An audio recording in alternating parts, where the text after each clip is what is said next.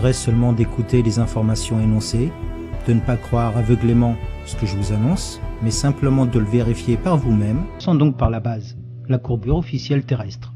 Un peu de géométrie, mais rassurez-vous, de façon super simple et rapide. La formule officielle pour le calcul est celle-ci. D est égal à racine de 2HR plus H au carré.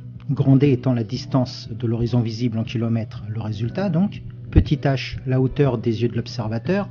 Et R, une constante fixe, le rayon moyen de la Terre, décidé et imposé de 6371 km, le seul vrai et accepté et reconnu actuellement. Vous trouverez plein de sites qui calculent cela en automatique. Sinon, regardez dans mes commentaires de vidéo, je mettrai tous les liens. Ce qu'il y a d'important à retenir dans cette formule, c'est d'abord qu'en géométrie entre autres, dès qu'il y a des carrés ou des racines, les résultats sont souvent exponentiels. Un exemple concret. Au niveau de la mer, donc niveau 0 mètre, debout dans mon petit canoë, j'ai les deux yeux à 2 mètres au-dessus de l'eau environ. J'ai un ami dans un autre bateau, le même que moi identique, et les yeux à 2 mètres au-dessus de l'eau aussi, qui s'éloigne de moi. Mon horizon visible, grâce à cette formule, est ainsi d'environ 5 km. Donc à 5 km, je vois encore mon ami dans le bateau, tout petit certes, mais il est donc visible. Sa barque aura de l'eau et ses yeux à 2 mètres au-dessus du niveau de l'eau aussi. Ce n'est qu'au double de cette distance, soit à 10 km qu'il disparaît presque, car il passe à moins 1,90 m en dessous de l'horizon, soit à moins 2 mètres environ. On aurait tendance à croire alors, par réflexe, qu'à 20 km de distance, c'est à moins 4 mètres sous l'horizon, soit le double de 10 km, ou bien qu'à 100 km de distance, c'est à moins 20 mètres sous l'horizon. Et non, que nenni. Le terme exponentiel, je vous dis. Je m'explique plus précisément. Car en réalité, selon cette formule et courbure, à 20 km de distance, mon ami sur la barque est déjà passé à moins 17,50 mètres sous l'horizon, et non les 4. À 100 km, il disparaît à moins 707 mètres sous l'horizon, et non les 20 mètres que l'on s'imagine par réflexe. Et à 200 km, directement à 2982 mètres, presque à moins 3 km sous l'horizon. Vous avez compris, c'est simple en fait. Voici un premier point expliqué. Il faut savoir que ce calcul pour la courbure de la Terre est juste tel quel. Personne ne le nie. Mais rappelez-vous le point commun et indissociable du calcul. C'est valable tel quel si et seulement si le rayon de la Terre ou le radius pour les matheux est bien de 6371 km, comme dit officiellement, de rayon moyen dans la courbure terrestre. Mais que seraient tous ces résultats si au lieu de 6371 km de rayon, je le calcule avec 8800 km ou 11 000 km de rayon? Tout serait bien différent, non? La Terre ne nous semblerait-elle pas plus plate que prévu?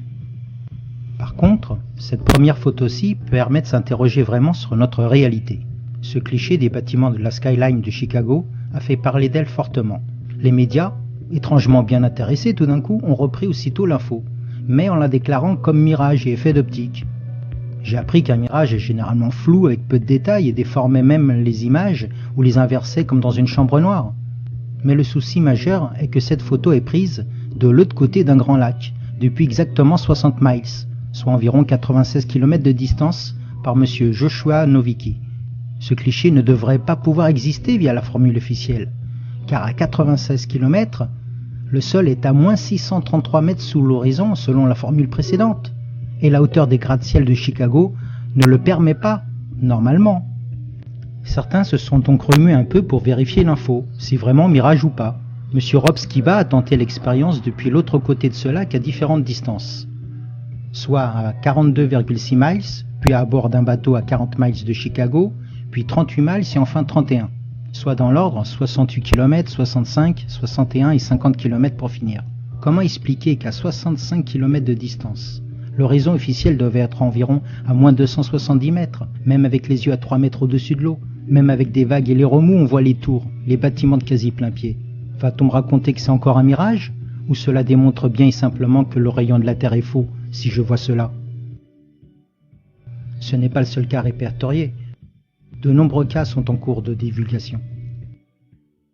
Ensuite, pour ceux qui croient encore que la NASA donne de vraies images, je ne vais pas répéter ce que tout le monde sait déjà. Que ce soit pour les photos de la Terre, dont certains croient que la célèbre Blue Marble est faite avec seulement 3 photos superposées, lisez simplement ce que dit le créateur de cette photo. Il n'a jamais eu entre les mains une seule photo de la Terre en intégrale, en vue totale. On lui a demandé de reconstituer des milliers de clichés, soit 4 mois de données satellites, de plans de Terre morcelés, le tout sur une sphère virtuelle. Pourquoi dissimuler que ce sont des images composées et non réelles? Certaines le sont pourtant bien mentionnées. Alors, pourquoi ne pas l'avouer pour toutes les images les plus importantes et dites officielles? Quant aux soi-disant réelles photos et vidéos du récent télescope DSC-OVR, ouvrez simplement vos sens. Déjà, trouvez-vous vraiment cela logique d'envoyer un télescope à 1 600 000 km de la Terre pour réaliser des images en haute définition? C'est comme si pour vous prendre en photo, proportionnellement, le photographe reculait bien loin, à 2 km 300 de vous, en vous disant « T'inquiète pas, j'ai un super zoom, j'ai tous les détails en haute qualité ». Allez-vous vraiment croire cela sans tiquer un peu? Alors, si vous y croyez encore, regardez simplement ceci. Lors de la rotation de la Terre, vous pensez vraiment que les nuages se déplacent ainsi, en synchro pendant des heures et se suivent tous, du nord comme au sud? Ou bien alors le mouvement des nuages sur Terre devrait plutôt ressembler à ceci, telle la mécanique des fluides. De même que pour le mouvement de la Lune, ne vous a-t-on pas appris que la Lune montre sans exception la même face à la Terre, due à sa lente révolution synchrone? Donc quand la Terre tourne de 1/4 de tour, la Lune doit orbiter autour de la Terre en faisant aussi 1/4 de tour. Où est-il passé ce quart de tour, puisque c'est des vraies images? À propos, connaissez-vous réellement le budget annuel de la NASA ou de l'ESA, l'Agence spatiale européenne? Écoutez bien, c'est 1947 millions de dollars pour l'étude rien que de la Terre. Oui, presque 2 milliards de dollars. Plus encore 1361 millions pour les sciences planétaires et 709 millions pour l'étude stratosphérique. Plus 620 millions pour le télescope James Webb Space, sans compter à part les 8510 millions de dollars pour l'exploration spatiale qui comprend donc l'ISS et Mars. Et un peu plus de 4 milliards, mais en euros cette fois-ci pour l'ESA. Et ceci, c'est uniquement ce qui est connu en officiel. Donc, avec tous ces moyens et cette montagne d'argent, la NASA ou bien l'ESA sont capables de photographier Pluton en haute définition, des planètes à des milliards de kilomètres, des étoiles et des galaxies à des millions d'années-lumière, et aucune des deux n'est capable de faire de simples images normales de la Terre. Et cela ne vous titille toujours pas, quand la majorité des images fournies sont douteuses ou retouchées. Ou nous de vraies photos uniquement vous suffisent-elles vraiment pour vous faire croire que tout le reste est vrai? Mais alors, les images de Jupiter ou Pluton, sont-elles vraies ou pas? Il y a de quoi douter fortement aussi. Regardez ces images récentes d'une magnifique aurore boréale sur Jupiter. Magnifique, n'est-ce pas? C'est ce que je me disais, jusqu'à ce que ce cliché-ci réapparaisse des archives. Vous ne remarquez rien non plus? On a simplement repris un ancien cliché, déjà faux à l'époque, sur lequel on rajoute un simple halo, comme si 2 ans plus tard on reprenait le même angle et la même distance pour refaire la photo, sans que la tache rouge de Jupiter n'ait changé entre-temps, et qu'on ait calibré la sonde exactement au même timing. Et même pour l'ISS, la Station Spatiale Internationale. Êtes-vous resté 1 heure ou plus devant les transmissions en live en direct de l'ISS? Essayez au moins une fois, cela vaut le coup. Ils savent bien qu'au bout de 10 minutes, en majorité, vous zappez tous. Mais restez plus longtemps, faites cet effort et regardez bien, vous ne serez pas déçus.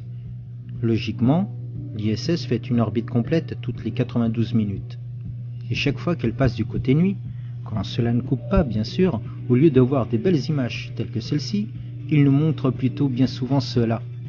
Plus de lumière, dans aucune ville, dans aucun pays, plus d'orage ou d'éclairs, ne parlons même pas des étoiles.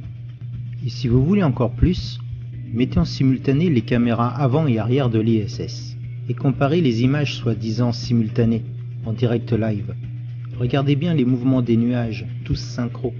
Regardez si vous apercevez des terres ou des pays, comme ici. Alors, où est le vrai, où est le faux? Bizarre, hein?